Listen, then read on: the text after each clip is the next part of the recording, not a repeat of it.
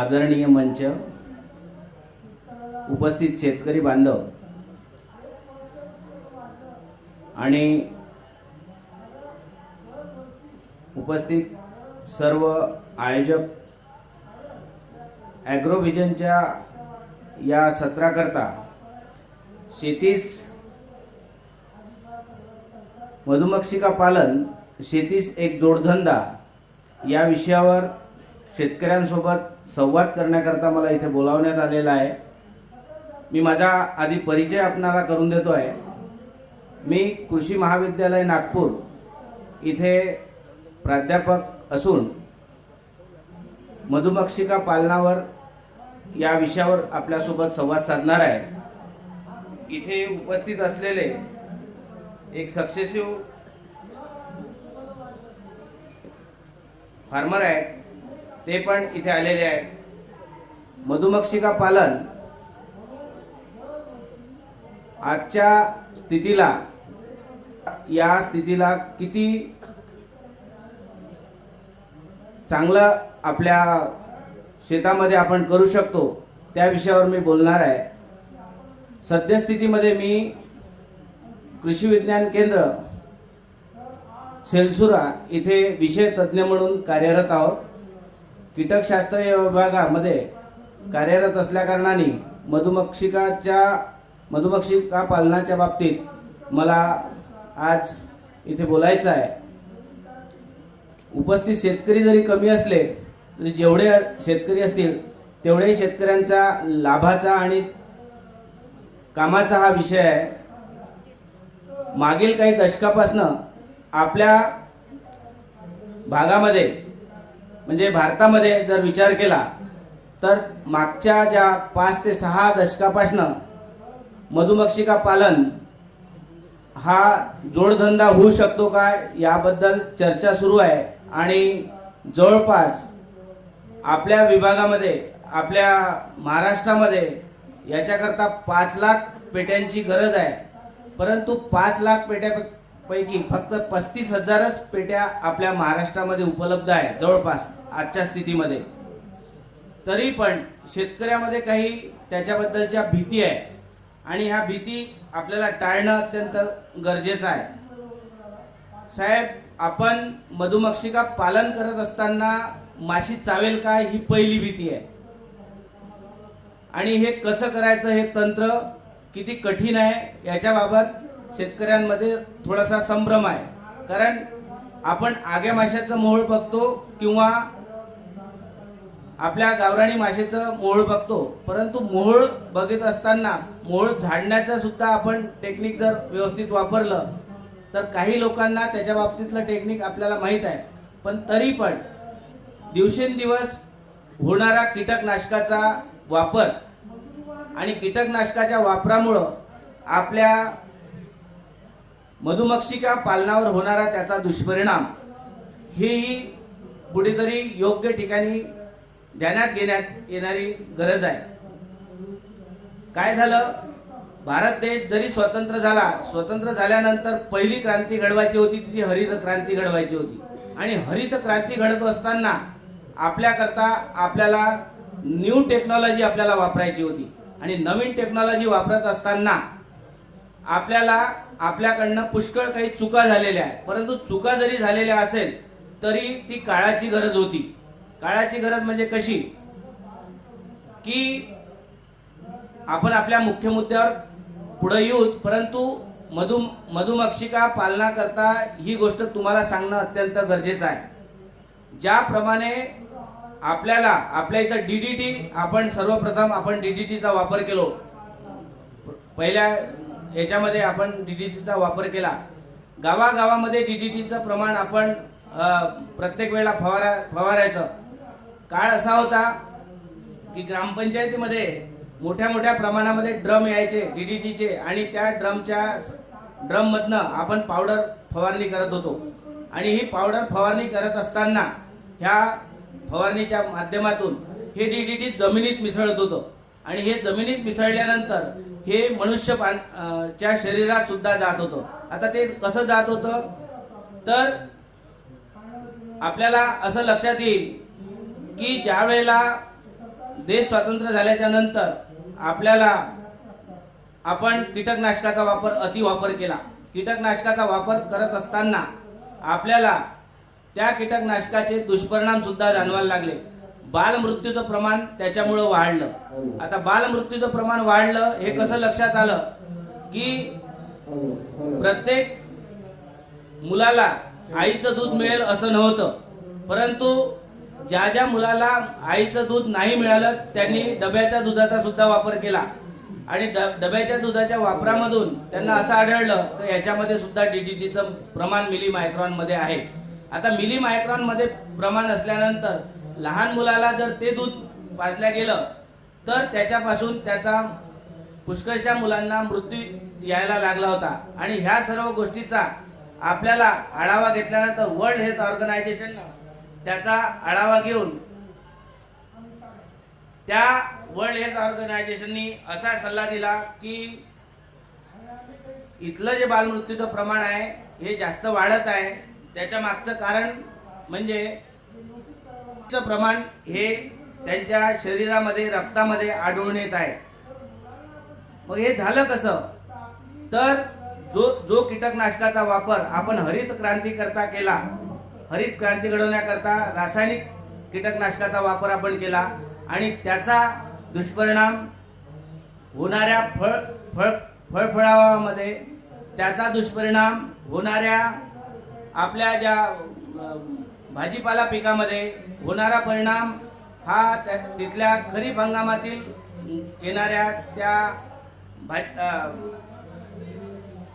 प्रत्येक पिकामध्ये व्हायला लागला. त्याचं कारण असं झालं की हे डीडीटी जमिनीमध्ये मिसळल्यानंतर या डीडीटीचा मल्टिप्लिकेशन व्हायला लागलं. मल्टिप्लिकेशन म्हणजे जमिनीमध्ये आपल्याला असं वाटतं, पुष्कळशा शेतकऱ्यांना जर असं विचारलं की बाबा काय होतं, एखादा फवारणी झालेला जर आपण पीक जर आपण खायला सुरुवात केली किंवा भाजीपाला खायला सुरुवात केली तर शेतकरी असे म्हणतात की साहेब तसं नाही आहे. काय होते हो, त्यांना जर आपण धुवून टाकलं तर काही होत नाही, धुतल्यानंतर त्याच्यातलं कीटकनाशक निघून जाते. नाही, तसं नाही आहे. कीटकनाशक तशा प्रकारे निघत नाही. जवळपास फवारणीनंतर 2 ते 3 दिवस आपल्याला त्याचा प्रतिवीक्षा कालावधी आहे आणि तो प्रतिवीक्षा कालावधी जोपर्यंत आपण पूर्णपणे निस्तारत नाही तोपर्यंत त्या याच्यातलं कीटकनाशक हे निघत नाही. 3 दिवस जवळपास प्रत्येक कीटकनाशकासाठी 7 दिवसाचा कालावधी आहे आणि हा कीटकनाशकाचा वापर आपल्या भागामध्ये सर्वात जास्त प्रमाणामध्ये झाला.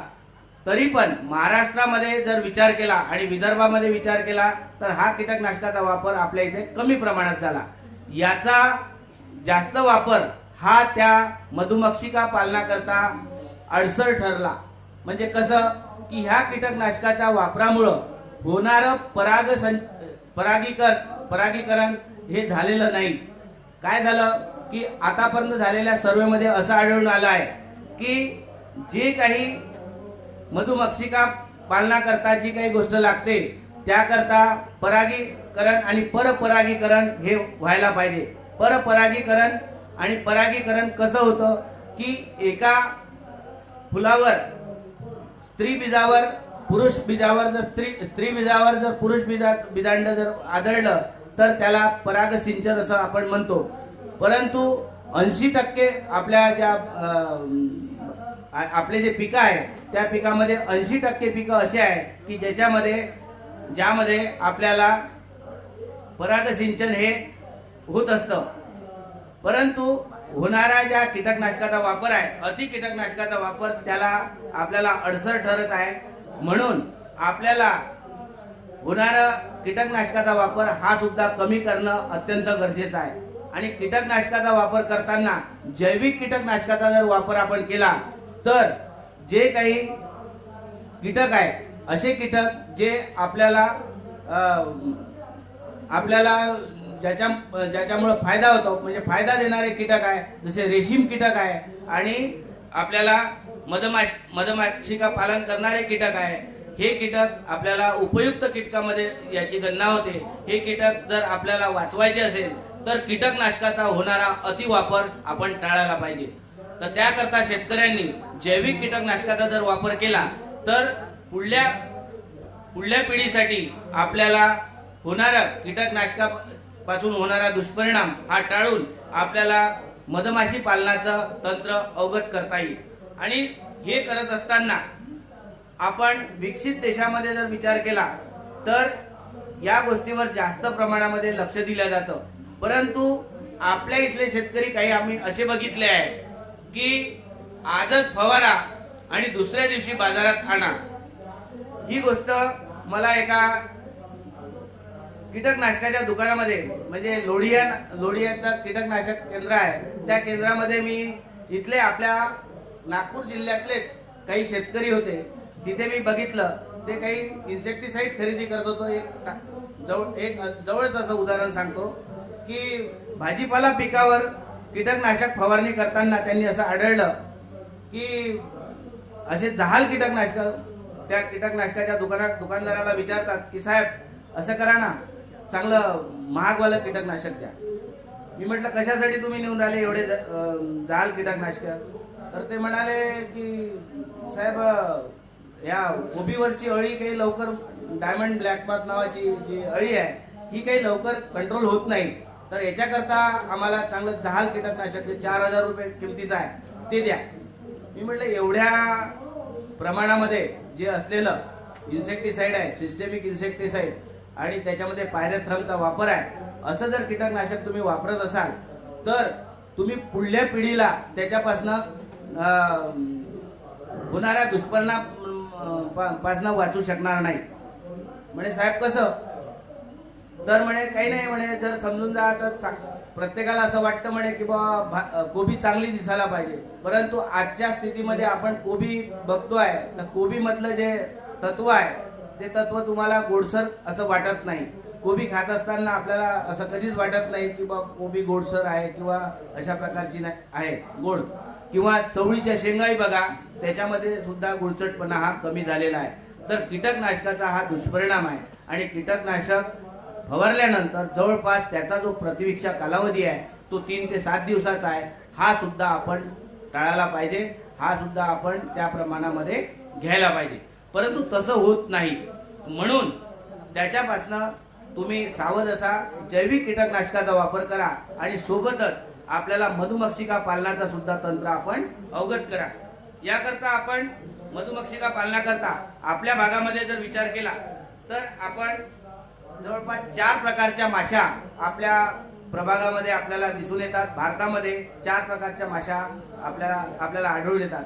त्यापैकी ॲपिस इंडिका नावाची जी आहे, म्हणजे जी भारतामध्ये आपण तिला पाळू शकतो, ॲपिस इंडिका म्हणजे जिला सातेळी म्हणतात किंवा 7 ज्याचे पोळे होतात ती आहे. दुसरी आपण आग्या माशा असं म्हणतो, त्या माशाचा सुद्धा वापर आपल्या इथे होतो, परंतु ही पूर्णपणे आपल्याला पाळता येत नाही आणि ही तेवढ्याच प्रमाणामध्ये ती ॲपिस डॉर्सेटा जी आग्या माशी आहे, ह्या आग्या माशीला आपल्याला पाळताना खूप काळजी घ्यावं लागतं.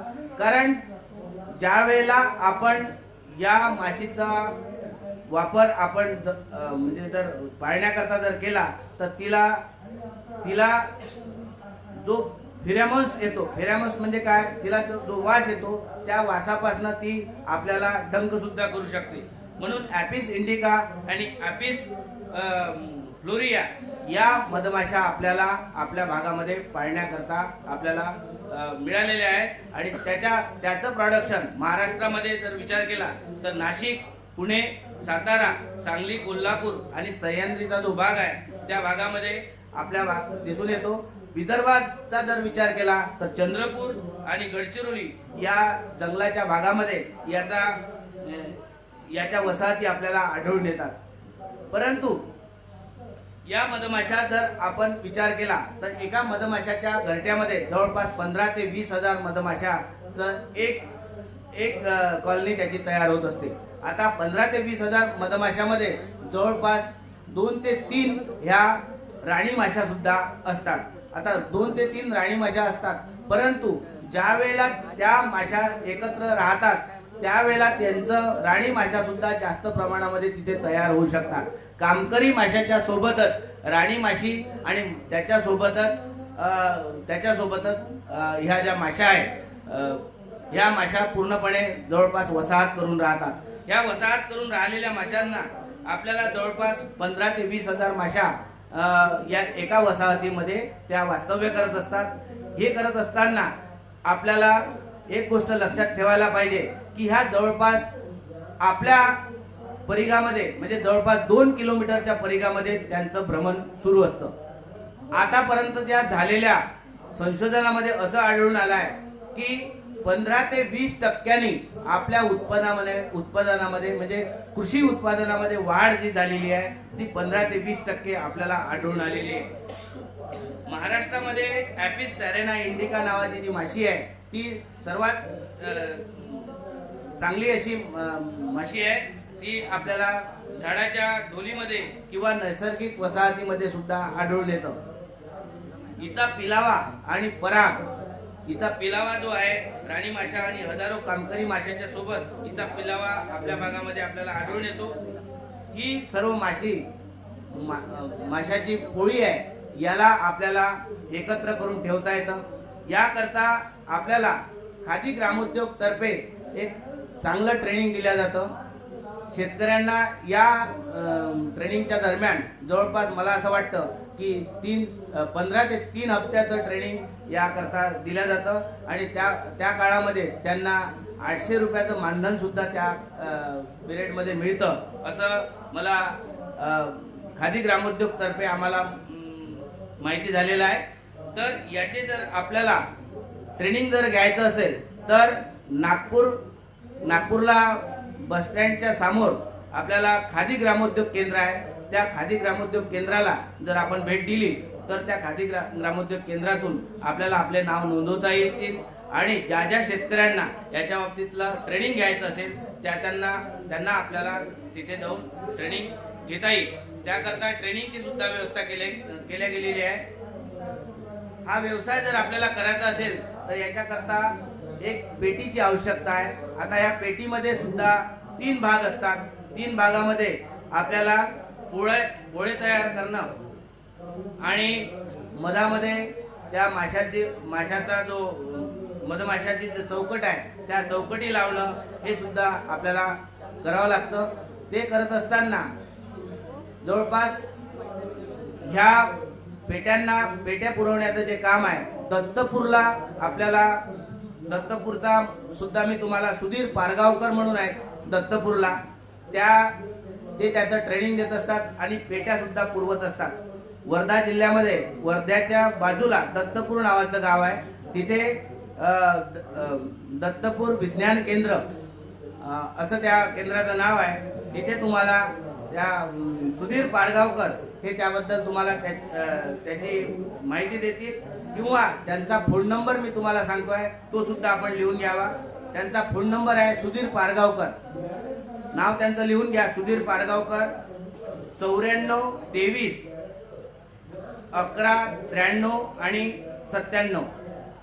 94 23 11 93 97 हा त्यांचा नंबर आहे. पेट्या ते पुरवतात आणि तुम्हाला त्या पेट्यामधनं वसाहत सुद्धा पुरवल्या जातं आणि वसाहत पुरवून त्याच्याबद्दलचं योग्य मार्गदर्शन सुद्धा ते करतात. तर हे मार्गदर्शन तुम्हाला तिथून सुद्धा मिळू शकतं. पेटी जर मिळाली आणि पेटी वापरण्याचं तंत्रज्ञान आपल्याला जर समजलं की मधमाशी हाताळता कशी येते, मधमाशी हाताळत असताना एक गोष्ट लक्षात ठेवायची की आपल्या शरीराची हालचाल जास्त प्रमाणात करायची नाही. नाहीतर माशी उडत असताना कधी कधी असं होतं की माशीला असं आजूबाजूला सारण्याकरता सुद्धा आपण हात हलवतो आणि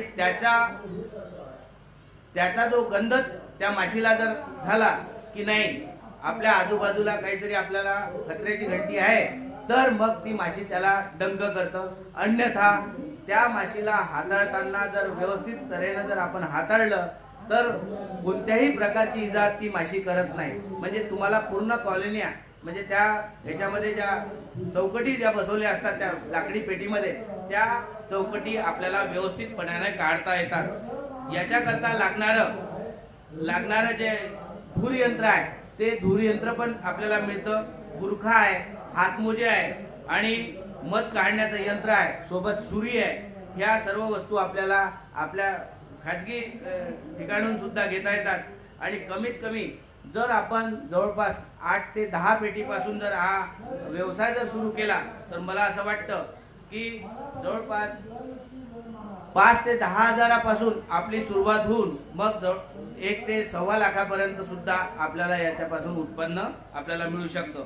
आता मधमाशीसाठी उपयुक्त काळ कोणता आहे की मधमाशी पाळण्याकरता आपल्याला काळ हा जो आहे पावसाळा संपल्यानंतरचा जो काळ आहे तो काळ सप्टेंबरच्या मध्यापासून तर मे अखेरपर्यंतचा काळ हा मधमाशी पालनाकरता आपल्याला उपलब्ध असा आहे.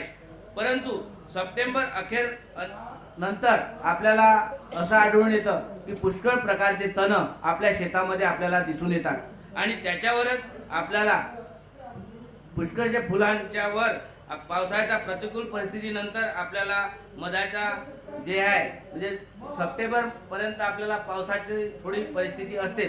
सप्टेंबर पर्यंत नंतरचा जो काळ आहे त्यानंतर डिसेंबर नंतरचा जो काळ आहे म्हणजे आता हा सध्या डिसेंबरचा जो काळ आहे या डिसेंबर अखेर नंतरचा जो काळ आहे तो काळ आपल्याला दुय्यम मधाचं उत्पन्न देणारा असा काळ आहे. आणि या काळातच सर्वात जास्त जोमाने मधमाशा कामाला लागतात आणि ह्या काळामध्येच आपल्याला सर्वात जास्त मध आपल्याला मिळून येतं म्हणजे डिसेंबर ते एप्रिल अखेरपर्यंत. मग अजून पुन्हा मे पासनं जास्त उष्णता तयार व्हायला लागतं आणि नंतर त्यांचा काळ तो काळ जास्त उष्णतेचा आणि पावसाळ्याच्या काळामध्ये या मधमाशी पालनाकरता उपयुक्त काळ तसा नसतो. परंतु मे अखेरच्या मुख्य मधाच्या हंगामास आपल्याला जर सुरुवात करायचं असेल फेब्रुवारी ते मे पर्यंत तर फेब्रुवारी ते मे पर्यंतच्या काळामध्ये अंजन आहे, जांभूळ आहे, हिरडा आहे या झाडांना फुलोरा येत असतात आणि हा वसंत ऋतूचा काळ म्हणून गणला गेलेला आहे. आणि ह्या वसंत ऋतूच्या काळामध्ये जास्त मधाचं उत्पादन आपल्या भागामध्ये आपल्याला आढळून येतं. शेतकरी आणि मधमाशाचा परस्पर संबंध कसा आहे याच्यावर जर विचार केला तर शेतामध्ये आणि बागेमध्ये आपल्याला जास्तीत जास्त मधमाशा ठेवणं अत्यंत गरजेचं आहे. त्याच्यासाठी आपल्याला मी आधीच सांगितलेलं आहे की जे कीटकनाशक आपण वापरताय त्या कीटकनाशकावर सुद्धा तुम्हाला बंदी घ्यावी लागेल. कारण कीटकनाशक वापरत असताना आता निघालेले असे काही जहाल कीटकनाशक आहे त्याच्यामुळं आपल्या मधमाशा ह्या पुष्कळशा मृत्युमुखी पडतात. कारण आपण ज्या आजूबाजूच्या पिकावर जर कीटकनाशक फवारले तर परागीकरणाकरता ह्या मधमाशा तिथे जाऊन बसतात आणि त्यांचे पराग हे करत असताना त्याच्यामधलं विष हे शोषून घेतात आणि त्याच्यामुळं ह्या उपयुक्त कीटक ह्या मृत्युमुखी पडतो आणि म्हणूनच होणारं परागसिंचन हे बाधित होतं. तर त्याकरता आपण कीटकनाशक वापरताना त्या गोष्टीचा आपण विचार करायला पाहिजे. त्याच्यामुळं पराग सिंचनाचं कार्य हे बाधित होऊ नये ही गोष्ट आपण लक्षात ठेवायला पाहिजे. त्याच्यानंतर पराग सिंचन आणि परपराग सिंचन सुद्धा या कीटकामुळं होत असतं. मधमाशामुळं जर विचार केला तर मोहरी, राई, तीळ आणि करडई, सूर्यफूल, जवस, तूर, मूग, उडीद, मटकी ह्या सर्व पिकांवर परागसिंचन होत असतं. सोबतच संत्रा आहे आपल्या भागातला, मोसंबी आहे, लिंबू आहे, पपई, कोहळी याच्यावर सुद्धा टरबूज, अननस, काकडी, कारली, भोपळा, तोंडळे, पडवळ याच्यामध्ये सुद्धा परागसिंचन होत असतं. आणि याच्या परागसिंचनामुळे जवळपास 20 ते 25% वाढ झालेली आपल्या भागामध्ये आपल्याला आढळून आलेली आहे. मधमाशी आणि परागीभवन याच्यात काही पथ्य आहे. पथ्य म्हणजे तुम्हाला आधीच सांगितलेला पथ्य अशा प्रकारचे आहे की कीटकनाशकाचा अतिवापर आपण टाळायला पाहिजे. कीटकनाशकाचा जर वापर आपण टाळला तर आपल्याला आपल्या शेतामध्ये होणारं परागसिंचन हे जास्तीत जास्त प्रमाणात होईल आणि आपल्याला याच्यापासनं जास्तीत जास्त मध गोळा करता येईल. आता मध गोळा करताना आपल्याला हे जे मध गोळा करण्याचं जे काम आहे याच्यासाठी आपल्याला अफाट अशा संध्या आपल्या भागामध्ये आपल्याला मिळून येऊन राहिलेल्या आहे. जवळपास 2 किलोमीटरचा परिघामध्ये एक मधमाशी फिरून जवळपास 1 ग्रॅम मध हे गोळा करत असते आणि याच्यापासनं आपल्याला वेगवेगळ्या प्रकारचं मध मिळत असतं. मधाच्या पासनं आपल्याला शुद्ध मधाचं उत्पादन आपल्याला मिळून येतं. शुद्ध मधाच्या उत्पादनामध्ये आपल्याला राजांना उत्पादन मिळते, म्हणजे ज्याला रॉयल जेली असं म्हटलं जातं, याचं उत्पादन आपल्याला मिळतं. मेणाचं सुद्धा उत्पादन मिळतं आणि मेणाचं मुख्य काम असं आहे की हे आपल्याला औषधीयुक्त गुणधर्म असल्या कारणानं मेणाचा सुद्धा वापर आपल्याला होतो. तसंच पराग भागांचे संकलन म्हणजे पोलन कलेक्शन सुद्धा त्याच्यामुळे होतं. त्याच्यानंतर वेगवेगळ्या पिकामध्ये याचा वापर होत असल्या कारणानं त्या पिकाचं पॉलिनेशन सुद्धा होतं. त्याच्यानंतर निसर्गाचं संतुलन होऊन निसर्गाचं संवर्धन सुद्धा त्याच्यामुळं होत असतं. निसर्गाचं संतुलन म्हणजे कसं की आपल्या इथे जर परागीकरणाची जर प्रक्रिया जास्तीत जास्त जर चालली तर आपल्या होणाऱ्या पिकामध्ये सुद्धा वाढ होईल, उत्पन्नामध्ये सुद्धा वाढ होईल आणि त्याच्यापासनं आपल्याला एक म्हणजे जे आपल्यावर होणारे जे दुष्परिणाम आहे, म्हणजे जसं मी तुम्हाला डीडीटीचं उदाहरण देऊन सांगितलं की डीडीटी मुळे सुद्धा आपल्या शरीरावर जे दुष्परिणाम होऊन राहिलेले आहे, आपल्या शरीरामध्ये होत असलेल्या रक्ताच्या गाठी सुद्धा होत आहे. रक्ताच्या गाठीमध्ये अशा प्रकारचं दिसत आहे, म्हणजे जे आजही जर विचार केला तर दुधामध्ये आपण जे दूध पितो किंवा चहाच्या मार्फत जे दूध आपण घेतो त्या दुधापासनं आपल्या शरीरामध्ये रक्ताच्या गाठी किंवा हार्ट अटॅक सुद्धा होण्यामध्ये कारणीभूत आपल्याला जे डीडीटी आज जे वापरला आपण BSC जे जुना वापरलेला आहे त्याचे दुष्परिणाम आजही आपल्या शरीरावर आढळून येत आहे. तर तशाच प्रकारचे दुष्परिणाम ह्या वापरण्यात येणाऱ्या या ज्या आपण मधुमक्षिका पालना करता जे कीटकनाशक आपण वापरत आहे, कीटकनाशकाचा जो वापर करताय त्याचे दुष्परिणाम आपल्या शरीरावर सुद्धा दिसून येत आहे. तर ही म्हणजे मी काही याच्यातनं ही गोष्ट सांगत नाही. वर्ल्ड हेल्थ ऑर्गनायझेशनचा जो सर्वे झाला आहे त्याच्यामध्ये ही गोष्ट निदर्शनास आल्यानंतरच ही कीटकनाशकं बंद करण्यात आलेले आहे. परंतु काही कंपन्या अजूनही तशा प्रकारचे कीटकनाशकं म्हणजे जे सिस्टेमिक ज्याला आपण आंतरप्रवाही कीटकनाशक म्हणतो त्या कीटकनाशकाचा वापर आणि पायरेथ्राईडचा वापर या दोन्ही गोष्टीचा संगम करून आपल्या शेतकऱ्यांना त्या गोष्टीच्या भूलथापामध्ये बळी पाडत आहे. तर ही गोष्ट सुद्धा शेतकऱ्यांनी लक्षात घ्यायला पाहिजे. कीटकनाशक मारताना आपण हा सल्ला सुद्धा शेतकऱ्यांनी तालुका कृषी अधिकाऱ्यामार्फत किंवा कृषी विद्यापीठाच्या लोकांच्या मार्फत कीटकशास्त्राच्या प्राध्यापकामार्फत किंवा इतर जे कीटकशास्त्राला जे हे करतात तशा प्राध्यापकांच्या थ्रू आपण तो सल्ला घ्यायला पाहिजे किंवा आपण कृषी विभागातर्फे तो सल्ला घ्यायला पाहिजे की कोणतं कीटकनाशक आपण मारायला पाहिजे. नाहीतर शेतकरी एकमेकांना विचारतात की कीटकनाशकाच्या दुकानात जाऊन ही गोष्ट विचारतात की साहेब कोणतं कीटकनाशक आपण मारायला पाहिजे. त्यांना त्यांच्या उत्पादनाचं म्हणजे उत्पादन हे करायचं आहे, विकण्याकरता त्यांना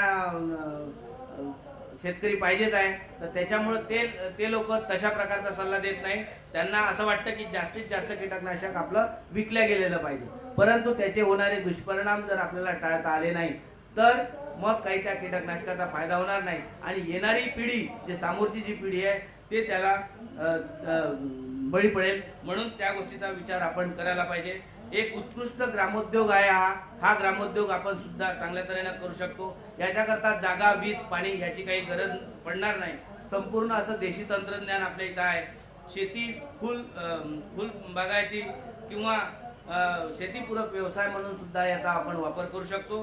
रोजगार निर्मितीसाठी सुद्धा याचा वापर आपण याची उत्तम अशी क्षमता आहे. याचा जवळपास 200 रुपये किलो आपल्याला मधाचं उत्पादन इथं होऊ शकतं. वाया जाणाऱ्या नैसर्गिक साधन संपत्तीचा चांगला उपयोग आपल्याला याच्यापासून करता येतं. मधमाशा जशा प्रकारचं शिस्तबद्ध वातावरण जीवन जगतात तसंच जीवन सुद्धा आपल्याला जगता येतं. राणी माशाची पैदास सुद्धा आपल्याला आवश्यकतेनुसार करता येतं. आता राणी माशाच्या बाबतीत जर तुम्हाला सांगायचं झालं तर राणी माशा ज्या वेळेला पोळ्यामध्ये असतात आणि पोळं तयार करत असताना ज्या वेळेला पोळं तयार होतं त्याच्यामध्ये नवीन जीव ज्यावेळेस तयार होतात त्यावेळेला प्रत्येक कॉलनीमध्ये जवळपास 3 ते 4 राणी माशा असतात. म्हणजे जे वसाहत असते कॉलनी ज्याला म्हणतो त्या वसाहतीमध्ये 3 ते 4 राणी माशा असतात. परंतु ती ज्या वेळेला नवीन प्रोडक्शन करतं, राणी माशा ज्या वेळेला नवीन उत्पत्ती करतं त्यावेळेला तिच्या कॉलनीमध्ये राणी माशाची सुद्धा वाढ होत असते. म्हणजे कामकरी माशा जर वाढत असतात सोबतच राणी माशा सुद्धा त्याच्यामध्ये म्हणजे 1000 किंवा 2000 राणी माशाच्या मागे जवळपास 1 किंवा 2 राणी माशा उत्पन्न होत असतात त्या पोळ्यामध्ये. तर त्यावेळेला काय होत असतं, मग यांचं प्रोडक्शन वाढल्याच्या नंतर राणी माशा जर तिथे जास्त प्रमाणात तयार झाल्या तर त्या राणी माशा आपली वसाहत घेऊन दुसरीकडे स्थानांतरित होत असतात. तर त्यावेळेला आपल्याला काळजी करणं अत्यंत गरजेचं आहे. त्यावेळेला त्यांना स्थानांतरित करण्याकरता नवीन पेटी आपण तयार करायला पाहिजे. म्हणजे हाताळणीचं तंत्र आपल्याला यायला पाहिजे. जर हाताळणीचं तंत्र आपल्याला आलं नाही तर मग आपल्याला त्या राणी माशा दुसरीकडे उडून जाण्याचं आपल्या संभाव्य होऊ शकतं किंवा ती पूर्णची पूर्ण वसाहत घेऊन ती राणी माशी त्या बाकीच्या राणी माशा घेऊन दुसरीकडे घेऊन जात असतात. म्हणून ती गोष्ट अत्यंत गरजेची आहे. आणि ह्या सर्व गोष्टी करत असताना आपण मधमाशामुळं आपल्या कृषीच्या याच्यामध्ये जे काही आपण उत्पादन घेत असतो, फळ पिकं घेत असतो किंवा फळभाज्या घेत असतो किंवा भाज्या घेत असतो, याच्यामध्ये सुद्धा किंवा डाळी घेत असतो, तेलवर्गीय पिकं घेत असतो, इतर पिकं जे घेत असतो याच्यामध्ये सुद्धा आपल्या उत्पादनामध्ये जवळपास 20 ते 25% वाढ आपल्याला घडून येत आहे. तर ही गोष्ट सुद्धा आपण लक्षात घेतली पाहिजे. सोबतच या मधमाशीच्या पालनामुळं आपल्याला एक अमृत आपल्याला एक मिळत आहे. म्हणजे अमृत असं याला डायजेस्टेबल प्रोटीन आपण ज्याला म्हणतो की चांगल्या तऱ्हेचं अन्न हे आहे, जे लहान मुलाला सुद्धा आपण मधाचं बोट चाटवत असतो. ते कशासाठी तर हे एक अमृतच आहे. अमृत म्हणजे अशा प्रकारचं याच्यामध्ये ग्लुकोज आहे, फ्रक्टोज आहे आणि 14 प्रकारच्या शर्करा याच्यामध्ये मिसळलेल्या आहे, क्षार आहे, प्रथिने आहे, विटॅमिन्स आहे, अमिनो ॲसिड्स आहे, एन्झाईम्स आहे. अशा प्रकारचं हे एक चांगल्या प्रकारचं आरोग्य अमृत आपल्याला आपल्या इथे आपल्याला हे मिळतं. सोबतच याच्यामुळं नैसर्गिक अवस्थेत जे तत्व आहे, घटक आहे आणि उत्तम दर्जाचे घटक त्याच्यामध्ये शर्करेमध्ये आहे ते सुद्धा आपल्या शरीराला ते मिळून देत असतात. म्हणून हे मध हे एक चांगल्या प्रकारचं राजांना आपण म्हणून त्याला हे दिलेलं आहे. रोग प्रतिकारक शक्ती याच्यामध्ये आहे. म्हणजे रोग प्रतिकारक शक्तीमध्ये वाढ करत असतं. नवजात बालकांना वाढीसाठी त्यांच्या हाडासाठी सुद्धा याची गरज आपल्याला भासत असते. कॅल्शियमचं प्रमाण सुद्धा याच्यामध्ये आहे. त्याच्यामुळं ह्या ॲनेमिया म्हणजे रक्ताची जर कमतरता आहे तर अशासाठी सुद्धा या मधाचा वापर आपल्या इथं होत असतो. म्हणून मधामुळं अन्न पचन करण्याची जी क्षमता आपल्या इथे वाढतं ती सुद्धा आपल्या लहान मुलाच्या याच्यामध्ये आपल्याला घडून येत असतं. सोबतच याचे काही चांगले उपयोग पण आहे. म्हणजे ऊर्जा आणि कॅलरी देणारं हे नैसर्गिक अन्न घटक आपण याला असं म्हणतो. भाजल्यामुळे ज्या जखमा होतात त्याच्यावर सुद्धा या मधाचा वापर आपण करतो. त्याच्यासाठी अँटीबायोटिक आणि अँटीसेप्टिक म्हणून याचा उपयोग आपण करून घेतो. त्याच्यानंतर फुफ्फुसाच्या स्नायूंना बळकटी येते किंवा खोकला, कफ यासारख्या दमा यासारख्या रोगावर सुद्धा विकारावर सुद्धा याचा वापर होत असतो. मध हा पोटाचा एक चांगला असा मित्र आहे. म्हणजे पोटामध्ये यकृत या पोटाच्या रोगासाठी या मधाचा वापर जर आपण केला तर यकृत हे चांगलं बनतं. त्याच्यानंतर वजन कमी करण्यासाठी सुद्धा मधाचा वापर केला जातो. म्हणजे मधाबरोबर जर लिंबाचं 2-3 थेंब जर टाकून गरम पाण्यामध्ये जर मध घेतलं 1 चम्मच 1 किंवा 2 चम्मच तर आपल्याला आपलं वजन कमी करण्यामध्ये सुद्धा मदत होऊ शकतं. तसंच जलद जर थकवा घालवायचा असेल तर त्याच्यासाठी सुद्धा याचा वापर होतो. विविध कायाकल्पामध्ये सुद्धा याचा वापर मधाचा वापर आपण करून घेतो. सौंदर्य प्रसाधनामध्ये सुद्धा याचा वापर करतो. व्रण भरण्यामध्ये एखादी जखम आहे त्याच्यामधला जर व्रण भरण्याकरता सुद्धा याचा वापर करतात. धार्मिक विधीमध्ये सुद्धा याचा वापर केला जातो. अशा प्रकारे या मधाचा वापर आपण करतो. मध हे अशा प्रकारचं राजांना आहे. याच्याकरता आपल्याला ह्या ज्या पेट्या लावण्याकरता किंवा हा जे शेतीसाठी हा मधमाशाचा जोडधंदा करण्याकरता आपल्याला गव्हर्नमेंट तर्फे सुद्धा एक चांगल्या प्रकारचं ट्रेनिंग दिलं जातं. नागपूरला आपल्या जर बस स्टँडच्या समोर आपल्या इथे खादी ग्रामोद्योगचं ऑफिस आहे. तिथे सुद्धा तुम्ही जाऊन याची चौकशी करू शकता.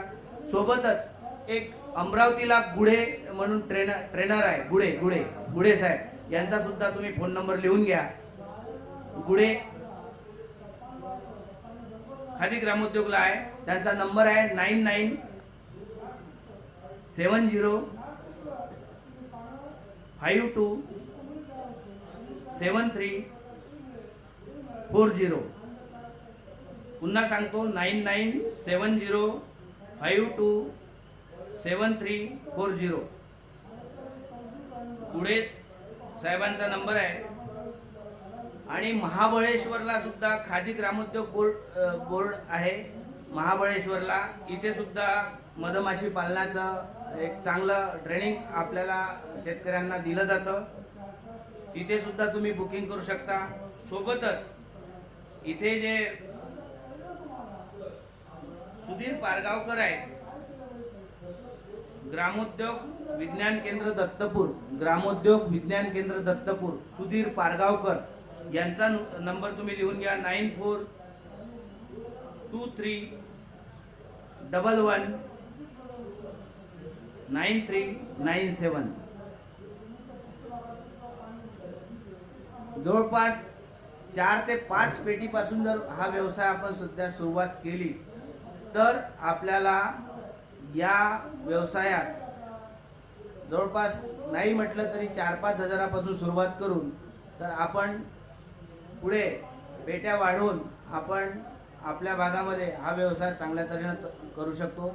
ज्यांच्याकडे फळबागा आहे अशा शेतकऱ्यांकडे फळबागेमध्ये सुद्धा पेट्या ठेवून आपण हा व्यवसाय चांगल्या तऱ्हेने सुरू करतो. फक्त उन्हाळा आणि पावसाळा हा भाग जर सोडला तर नंतर आपल्याला सप्टेंबर पासून तर मे पर्यंतचा शेवटपर्यंतचा काळ हा उपयुक्त असा काळ आहे. आणि याच्याकरता आपण त्यानुसार कार्य करायला पाहिजे. शेतकऱ्यांनी 1 किंवा 2 पेटीपासूनही अशी सुरुवात केलेली आहे. आणि त्याकरता जर आपण तुम्हाला तांत्रिक मार्गदर्शन जर लागलं तर मी तुम्हाला सांगितलं सुधीर पारगावकर आणि गुढे साहेब अमरावती या 2 लोकांचं तुम्ही तांत्रिक मार्गदर्शन घेऊ शकता. त्यांच्याकडनं पेटीची उपलब्धता आपल्याला आहे. पेट्या पण तिथून उपलब्ध करून घेऊ शकता. आणि तुम्हाला असं वाटलं की याच्याबद्दलची अजून पुन्हा काही अडचण असेल तर त्या बाबत तुम्ही मला सुद्धा कॉन्टॅक्ट करू शकता. प्राध्यापक प्रदीप दवणे 9604067704 याच्यावर तुम्ही तुम्हाला येणाऱ्या अडचणी ह्या विचारू शकता. मी सध्या विषय तज्ञ म्हणून KVK सेलसुरा इथं कार्यरत आहे. कृषी महाविद्यालय नागपूर इथे मी कार्यरत होतो. आता सध्या माझी ट्रान्सफर कृषी विज्ञान केंद्र सेलसुरा इथे झालेली आहे. तर तिथे तुम्ही मला ह्या फोन नंबरवर तुम्ही मला कधी पण विचारू शकता आणि तुम्हाला कीटकांच्या बाबतीत, कीटकनाशकांच्या बाबतीत किंवा फवारणीच्या बाबतीत किंवा कोणत्याही प्रकारचं तंत्रज्ञानाच्या बाबतीत जर तुम्हाला विचारणा करायची असेल तर तुम्ही मला त्या फोनवर कॉन्टॅक्ट करू शकता.